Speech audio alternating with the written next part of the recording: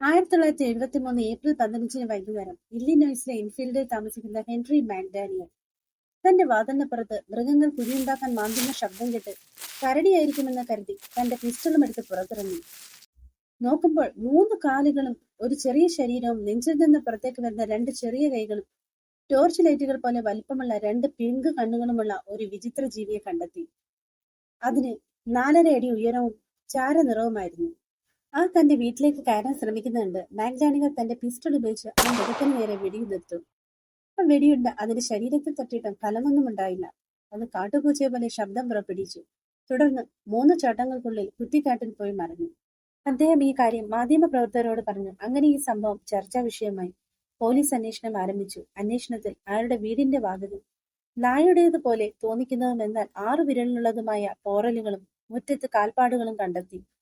മാക്ഡാനിയലിന്റെ അഭിപ്രായത്തിൽ അതൊരു അന്യഗ്രഹ ജീവിയായിരിക്കാനാണ് സാധ്യത എന്ന് അയാൾ പറഞ്ഞു. എന്നാൽ ഇന്ന് വരെ ഈ സംഭവത്തിന്റെ ശരിയായ വിശദീകരണം കണ്ടെത്താനായിട്ടില്ല.